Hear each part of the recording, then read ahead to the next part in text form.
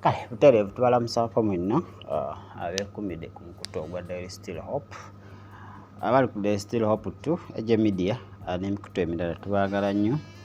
Oba akatuuka soko subscribing olikinge ate osobola okubanga osharinga comment section always tugikulekerawo tusobole okubanga tulaba endowooza zo okuteesa kuno okuwabulako katusabe Mukama tukwebaza olwaleero kubanga oli mulungi tuwadde obulamu ate tuva tukuddiza ekitibwa n'amatendo twenyika mu ndagaano y'omusaayi gwo era twaniza okubeerawo kwo mu Kristo Yesu Mwana wa Katonda wona tusabidde amiina. Kale goba akatuuka sooka osubscribing olikinge ate osobola okubanga osharingirako munno buno obubaka bukulu tikyetaaga n'obwesigaliza. Alinisa hotel mu kibuga Jinja along Iganga Road batuteekamu ssente okubanga tukutuusaako programu eyo wonna osinzira mu ggwanga mw'owangaalira tukwagala nnyo weebale nnyo okubanga ate otugoberera. Mugira Jamil ntudde wano mu studio okubanga nkutwalira ddala mu maaso awo wonna w'osinzidde. Kale leero tugenda kulaba ku 5 signs God is talking to you kubanga abantu beebuuza Katonda ayogera atya. How does God speak? Ebintu abantu beebuuza omuntu asobola okuva naga Mukama yaŋŋambye waati omuntu n'agamba how okitegeera n'ayagala awulire how does it happen, kitandika kitya Katonda okubanga ayogera naawe, ye kiki ky'oteekeddwa okubanga okola Katonda ayogere naawe. So ebibuuzo ebyo bantu bangi babirina wandiba omu ku abo naye olunaku olwaleero ogenda kubanga ate oddibwamu ebimu ku ebyo by'onoobanga owuliriza olunaku olwaleero. Engeri 5 otegeera nti Katonda alikwogera naawe oba Katonda engeri gy'ayinza okubanga ate ayogeramu naye nga tetunnabatuuka eyo gye tutambulira gye tuwangalira gy'okolera twetoolodde amaloboozi ag'enjawulo ag'ebintu eby'enjawulo agatuleetera okubeera nga tutabulwatabulwa n'okulemerera okwawula oba lino eddoboozi lya Katonda oba ddoboozi lya Sitaani oba ddoboozi lya mwana w'omuntu. Olunaku olwaleero ogenda kubanga ate omanya engeri gy'oyinza okubanga ate oyawulamu. Abamu batuuka okubanga ate beewuunya nti Katonda ayogera atya. We are unable to hear what is God is saying to us because we are surrounded with various kind of voices. Twetoolodde amaloboozi mangi kati oluusi Katonda ayogera ne tutabitegeera, oluusi Sitaani n'ayogera ate ne tulowooza ye Katonda, oluusi endowooza zaffe ne zoogera ne tulowooza nti ye Katonda. Naye oyawula otya amaloboozi gano gonsatule ate okugajja ku maloboozi amalala? Kale njagala nga tetunagenda waliwo ebintu by'olina okubanga ate otegeera ku Katonda. There are things you have to know about God. Kubanga omuntu ng'onoowulira eddoboozi lye olina okubanga omutegeera. Agamba nti my sheep know my voice, endiga zange azimanyi eddoboozi lyange. So waliwo ebintu by'olina okubanga otegeera ku Katonda for you to be able to understand his voice. Bw'okubanga osobola okubanga otegeera eddoboozi lye waliyo ebintu by'olina okubanga omutegeera so that agenda okwogera ng'omanyi nti ono ye Katonda ayogera. Kiringa ewaka okuba n'abaana, omwana wategeera taata wagenda owulira eddoboozi naga eddoboozi lya taata kubanga abaako futures z'aba amutegeddeko. Ekisookera ddala God hears our voice, our prayers. Katonda awulira okusaba kwaffe. Ekyo kyolina okumanya. Buli ssaala gy'osaba Katonda agiwulira. Buli ssaala gy'osaba Katonda agiwulira. Oba agizeemu oba tagizeemu, just know nti buli ssaala gy'osaba agiwulira. So okuddamu kuba kukwe, si ggwe olina omuwa amateeka engeri gy'addamu. Kale tulabe Zabbuli ya 65 olunyiriri olwokubiri, Psalms 62 then verse 2 egamba bati oh you who hear prayer, to you all flesh will come. Anti gwe awulira okusaba bonna abalina omubiri abajja kubanga bajja gy'oli. So Katonda awulira buli kye tusaba akiwulira. So tobeerawo n'obuusabuusa nti Katonda takuwulira, awulira. Obutaddamu bwe gy'oli, there is a reason why he has not answered. Minzo kubanga kyosabye tekiri mu ebyo biyinza kukuyamba nga tebiyinza okuzikiriza. Kyosabye ng'okisabidde nakuba na feelings zo awo kisabye kubanga bakusekerera. So waliwo ensonga lwakuba tanaba kukola ki, waliwo ensonga lwakuba tanaba kukuddamu, naye nga kyoba omanya buli kyonna kyoyogera okuyita mu kusaba Katonda akiwulire. Ekyokubiri, Mukama, God is always speaking to us. Katonda bulijjo ayogera naffe. So oyinza osanga omuntu agamba nze siwulirangako ddoboozi lya Katonda maze ebbanga siriwulira. No, God always. Njagala okimanya okuva n'olwali nti Katonda bulijjo ayogera naffe. Ekyo njagala okitwale. Kale okubikkulirwa 3:2. Revelation chapter 3 verse 20 Behold, I stand at the door and knock. If anyone hears my voice and opens the door, I will come into him and dinner with him and he with me. Ntilaba ndi ku mulyango nkokona. God is speaking to us. Behold, I stand at the door. If anyone hears my voice and opens the door, I will come. Katonda ayogera naffe. Ever. Buli saawa ayogera naffe. Lwakubanga we nagamye nga tutandika nti twetooloddwa amaloboozi ag'enjawulo agaffeffe bennyini, amaloboozi okuva mu basitaani, amaloboozi amalaso gatulemesa okuwulira Katonda kyakola ki, Katonda kyagamba gye tuli. Ekintu ekyokusaba kyolina okumanya nti God always answer our prayers. Katonda bulijjo saala zaffe aziddamu. Olagenda okugamba gomanye ebbanga lyensabidde essaala eyo Mukama nga tannabagiddamu. Kale leka tulabe Yokaana 16:4. Yokaana enjiri ng'eyawandiikibwa Yokaana enjiri ya Mukama waffe 16:4 egamba weti, But those things I have told you, that when the time comes you may remember that I told you of often. And these things I do say to you at the beginning, because I'm with you. No, see yo. Nyaga tulabe. Yokaana enjiri. Kale ndowooza eri 15. Ndowooza eri 15. Kasooka tulabe 13 ja.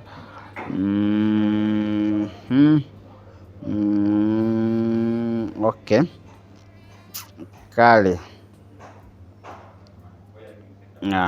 Agamba waati. Wanyonya olunyo lugamba nti buli kye munaasabanga, whatever you pray, it will be given unto you. I think it is 14. Badaye akitegedde soko kimpa. Buli kye munaasabanga okuyita mu nze kinabaweebwa. Kale ndowooza eri 15 naye verse yennyini yembuzeeko, naye nawe osobola okuba ng'ogimpawo mu comment section. Gimpe nti Katonda buli kye tusaba atuddamu, buli kye tunaasabanga ajja kubanga akiddamu. Abide in me and I in you as the branch cannot. No. Kale kale mu comment section kimpe, nja kuba ate nange nkinoonya wano. So buli kye tusaba Katonda akituwa. Whatever we pray, God answers it. It's also about expectation. God may say yes, and for you it's a no. Since you are looking for a no, you won't hear his voice.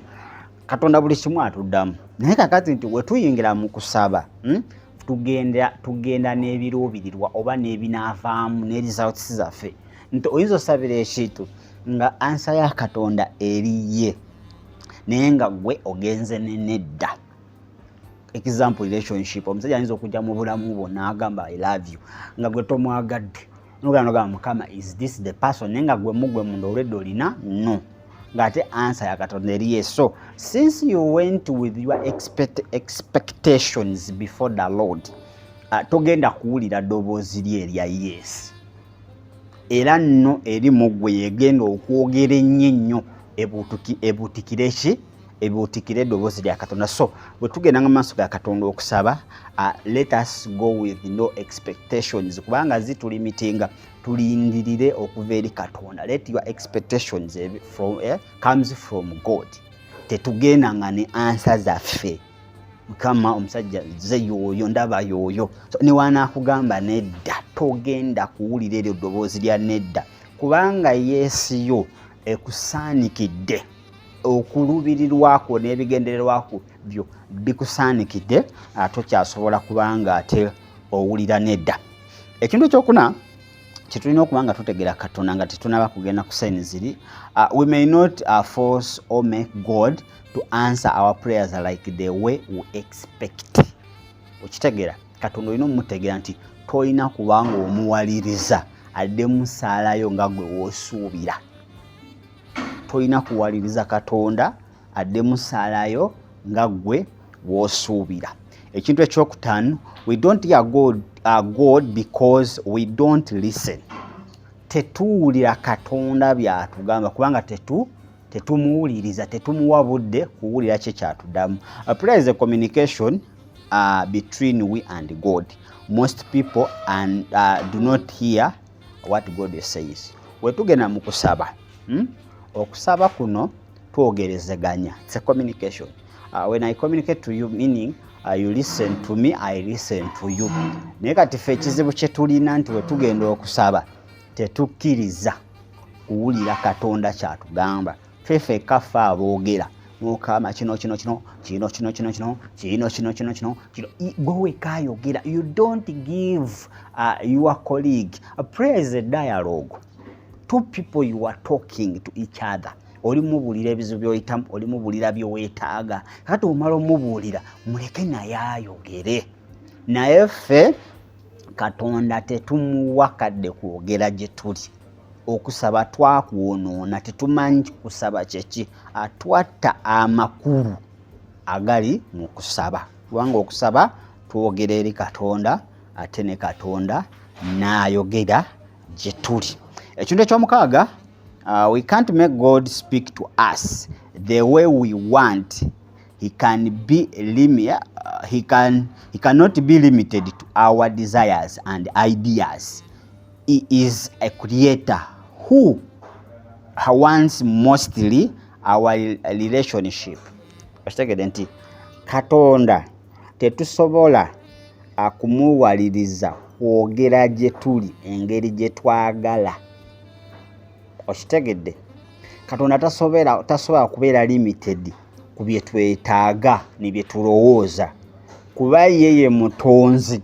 Ekikulu Katonda kye yeetaaga gye tuli enkolagana, the relationship. Katonda asinga kwetaaga nkolagana. Buli woobeera n'enkolagana n'omuntu egenze ewala, okitegeera wabaawo okukaanya. Omuntu oyo ayogera n'owuliriza, ate naawe oyogera, omuntu oyo n'akola ki? N'akuwuliriza. So nga tetunagenda byakusaba lererere Mukama nziramu mu drive biki, kye tulina osooka okukola tusooke tuzimbe a relationship, enkolagana. Bino ebintu biri common, these are daily examples. You a man, weetaaga omukyala. You have abantu abamu basooka ne babuildinga relationship n'omuntu oyo myaka 2, wamuwa kasente, wamutwalako lifts, wakola kiso, akola obuntuntu okubanga amuleeta closer n'amusembeza. So ayona omugamba I love you omuntu oyo abanga is already a bond, aba yasibibwa dda.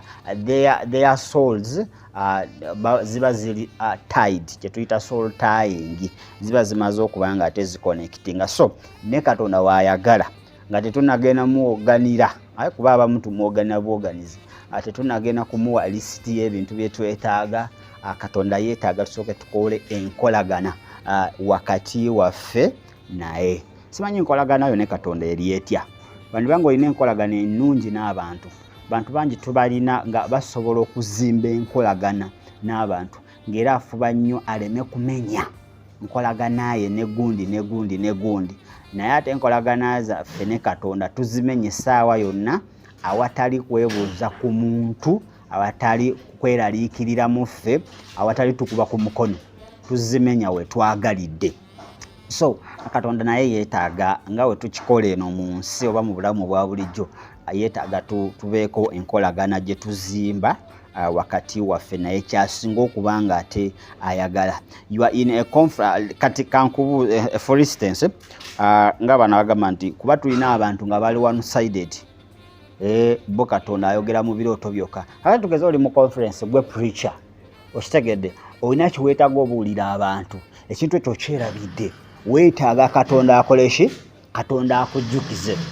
Kati mu kwetaaga Katonda akujjukize, jjukira gwe walookingira muki mu birooto, olina kwebaka bwebase Katonda ayogere. Kati saawa eyo ojja kwebaka mu conference, abantu omala okufuna that revelation, ojjukizibwe kyobadde oyagala okwogera. Era onookikola abantu bajja lowooza olwadde bayinza n'okutwala muki mu ddwaliro. So Katonda kyagala tukole enkolagana nti atuweetaaga kumala kwebaka okubanga akujjukiza ekyo kyoteekeddwa okubanga okola ki, okubanga ate obuulira abantu.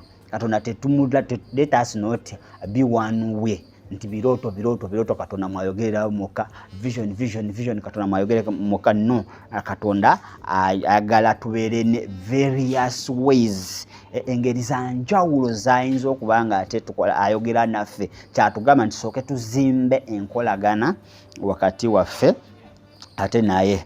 The way we want God to speak to us does not make sense. Engeri gye twetaaga Katonda ayogere naffe amazima, wogitunuulira tekola amakulu ennaku zino.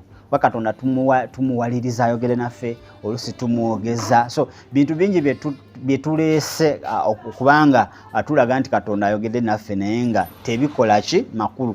Era amakanisa agamu agalina methods ze galeese, mala kwebaka, mala kusaba, okwate peniyo n'ekitabo ky'owebaka ekatuuti, Katonda ajja kwogera. So waliwo engeri ze tuleese Katonda ayogere naffe naye engeri ezo zitunuulira teziri bibiri ate tezikola ki, tezikola makulu. Tuleme kwegunjizaawo ngeri zonna, tuleme kwekubira amakubo gonna. Katonda engeri gy'asobola okwogeramu naffe, aleka tunoonye amakubo amatuufu ago Katonda g'asobola okuba ng'ayogera naffe. Kale kakati tugende ku bubonero butaano, 5 signs that God is talking to you. Akasooka, Katonda ayogera naawe through the inward witness. God speaks to you through the inward witness. Who is the inward witness? Omwoyo omutukuvu. Katonda ayogera naawe okuyita mu mwoyo we, then ate omwoyo we n'ayogera eri omwoyo wo. Meaning nti tulina okubeera n'enkolagana ennungi wakati w'omwoyo, wakati waffe n'omwoyo omutukuvu, kuba Katonda gwakozesa okuba ng'ayogera naffe. Buli lw'oba nga tolina nkolagana na mwoyo omutukuvu, teri ngeri yonna Katonda gy'agenda kwogeramu naawe, teriiyo. So nga tonnaba kwegomba kuwulira Katonda ngeri kyayogeramu naawe, kati sooka okole enkolaganayo wakati w'omwoyo omutukuvu naawe. By'atayagala bireke, by'ayagala obikole. So bw'onookola ekyo, Katonda ajja kwogera naawe. Ekintu ekyokubiri, Katonda ayogera naffe okuyita mu birooto, dreams. Ojja kusoma Genesis chapter 37 verse 9. Yusufu n'afuna ekirooto ekyokubiri. Mukama n'amulaga munyenyeze, simanyi biki zijja fukamira ezizo, okitegeera. So Katonda asobola otulaga future zaffe okuyita mu birooto. Katonda n'atulaga ki kye tuyinza okubeera, ki ky'olina okukola, omulabe byakupangira okuyita mu ki, okuyita mu birooto. Naye nga nagambye nti olina okuba ng'olina enkolagana ennungi n'omwoyo omutukuvu asobole okuba nga akuvuunulira ebirooto ebyo. Bangi tufunye obubaka okuva eri Katonda naye nga tetumanyi nzivuunula yaabwo, ne tukomekereza nga ate tukoze opposite, ate ne tutandika okuba nga twejjusa. Kale twejjusa. Ekintu ekyokusatu, Katonda ayogera naffe through the audible voice of God. Eddoboozi lya Katonda eryo ery'omuwawanguka eryo. Nzijukira Yesu bwe baali bamubatiza, eddoboozi lyava waggulu nga audible voice. This is my son whom I delight. Yono omwana wange gwe neenyumiririzaamu. So eddoboozi lya Katonda ever liri audible, straight to the point.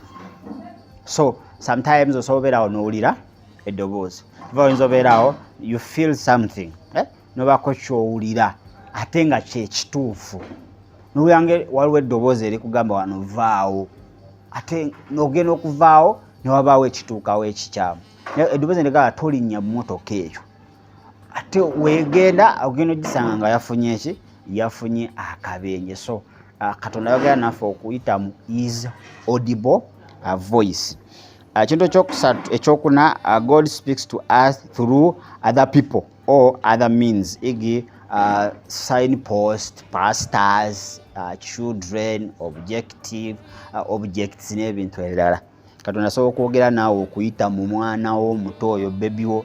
Katonda asobola okwogera naawe okuyita mu kabonero konna oba nature miti biki so any nature can speak to you nga erina ekigambo kyetegeeza ekyobwa Katonda okuyita mu musumbawo ate n'okuyita mu muntu omulala yenna still Katonda asobola okubanga ayogera naawe so don't limit nze ndoota buloosi nze nfuna bufunyi okwolesebwa nze abantu so be open kola enkolagana yo n'omwoyo omutukuvu omanye nti Katonda asobola okwogera naawe okuyita mu musumba okuyita mu muntu omulala yenna kati omwoyo omutukuvu yasobola okuluŋŋamya n'agamba nti yes nze ayise mu muntu oyo kuba nayo n'omwebuuzaako omuntu akuleetera okwolesebwa oba ekirooto.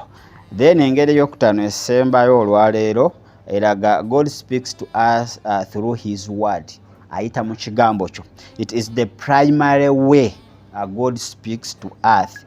He can't conduct okitegere nti yengeri esookera ddala Katonda ajayogeramu naffe kigambo kye so omuntu bwe waleeta ekintu kyonna oba kwolesebwa oba olina okubanga okukebera n'ekigambo kye omuntu tasobola kujja nakwolesebwa ntimanyi Katonda yandaze kino anagenze mu Geena nenkola ki ng'okwolesebwa okwo ate kuli mu layini n'ekigambo kya Katonda weewaawo ebintu byonna tebyawandiikibwa naye ate ebyo ebyawandiikibwa biraga bikakasa ebikola ki ebitawandiikibwa Katonda asobola kuleetayo kintu kipya kuba ebintu byonna he knew all things.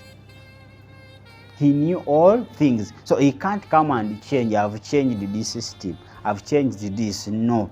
He can't come and change his word. He knew all things. So byonna byawandika yabimanya byonna whatever happens. So omuntu asobola kujja n'abubaka nga buli contradicting n'ekigambo kya Katonda because it is the primary way we communicate to God and it's the primary way God communicates to us. So meaning nti ekigambo kyetaagira ddala n'okusinga ekintu ekirala kyonna olina okuba nga okisoma mu kusaba weetaaga kigambo obubaka nga buzze weetaaga kigambo okwolesebwa weetaaga kigambo so mu buli kintu kyonna kye tukola ekigambo kikulu nnyo so olina okiwa obudde ate omanye engeri gy'oyinza okuba nga ate oyogeramu ne Katonda. Sigenda kubanga nsukka wano mugera Jamiru nzabadde mu studio okubanga nkutwalira ddala mu maaso kwalinisa hotel we tubadde mu kibuga Jinja yitayoko olabe services ez'enjawulo olina conference birthday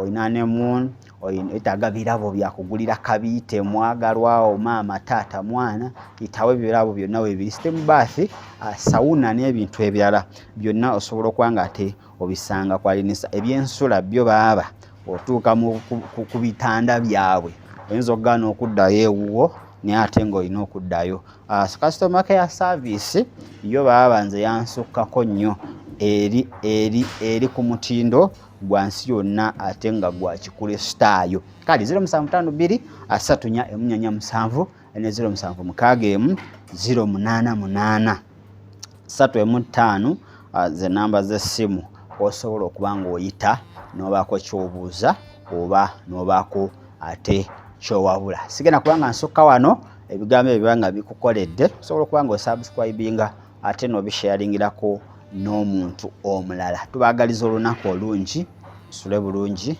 ate era mwiraba.